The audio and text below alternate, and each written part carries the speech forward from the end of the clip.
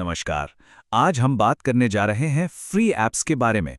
ये वो ऐप्स हैं जो हम सबके फ़ोन में होते हैं और हम रोज़ इस्तेमाल करते हैं। देखिए, हमारा मकसद यहाँ पर किसी को डराना बिल्कुल नहीं है। बस ये समझना है कि चल क्या रहा है ताकि हम सब जागरूक रहें, शांत रहें और सुरक्षित रह सकें।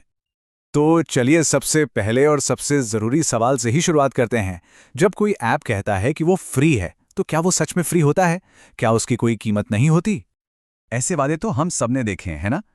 Totally free to use, no ads, no charges. सुनने में कितना अच्छा लगता है और हम आसानी से भरोसा भी कर लेते हैं। लेकिन यहीं पर एक छिपी हुई कीमत सामने आती है। जब हम किसी चीज़ के लिए पैसे नहीं दे रहे होते, तो अक्सर हम बदले में कुछ और दे रहे होते हैं। और इस केस में वो है हमारा पर्सनल डेटा। तो ये डेटा आखिर है क्या?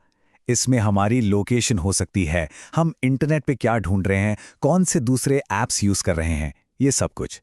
कुछ ऐप्स तो हमारी आवाज़, हमारी तस्वीरें या हमारी कॉन्टैक्ट लिस्ट तक का एक्सेस मांग लेते हैं। वो ये भी ट्रैक करते हैं कि हम कोई ऐप कब, कैसे और कितनी देर तक इस्तेमाल कर रहे हैं। अब समझने वाली बात यह है कि बड़ी कंपनियों के पास इस सारे डेटा को जमा करने और उसे एनालाइज करने के लिए बहुत सारे रिसोर्सेज होते हैं। तो भले ही वो हमसे सीधे सीधे पैसे नहीं ले रहे हों, वो हमारे डेटा का इस्तेमाल करके ही कमाई कर रहे होते हैं। असल में यही उनका बिजनेस मॉडल है। तो अब सवाल ये उठता है कि हमारे डेटा से किसी को क्या फर्क पड़ता है, ये इतना जरूरी क्यों है? चलिए समझते हैं कि इस डेटा कलेक्शन का हम पर असल में क्या असर पड़ सकता है। ये एक तरह का सौदा है जिसे समझना जरूरी है। हम पैसे के तौर पर कुछ नहीं देते हैं, लेकिन बदले में वो हमारा डेटा ले लेते हैं। और फिर इस डेटा का इस्तेमाल हमें टारगेटेड विज्ञापन दिखाने, अपने एआई को ट्रेन करने या फिर इसे दूसरी कंपनियों को बेचने के लिए किया जा सकता है। और इसका सबसे बड़ा नतीजा ये होता है कि हम अपनी ही जानकारी पर से कंट्रोल खो देते हैं। हमारा डेटा कहाँ जा रहा है और उसका कैसे इस्तेमाल हो रहा है, इस पर हमारा कोई नियंत्रण नहीं रह जाता। लेकिन अच्छी बात यह है कि हम खुद को सुरक्षित रखने के लिए कई कदम उठा सकते हैं। तो अब हमें डरना नहीं है, बल्कि स्मार्ट बनना है और कुछ आसान तरीकों पर ध्यान देना है। चलिए इन आसान कदमों को एक एक करके समझते हैं। पहला, जहां तक हो सके ऐसे ऐप्स चुनें जो बिना इंटरनेट के भी काम करते हैं। दूसरा, कोई भी ऐप डाउनलोड करने से पहले 1 मिनट निकालकर ये जरूर पढ़ें कि वो आपका कौन सा डेटा लेगा।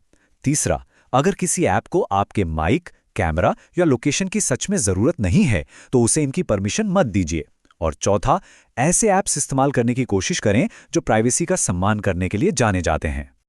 इस एक नियम को हमेशा याद रखना है, किसी भी ऐप को कोई भी परमिशन देने से पहले हमेशा रुकें, सोचें और फिर पुष्टि करें। तो इस पूरी बातचीत का सार बस एक लाइन में है।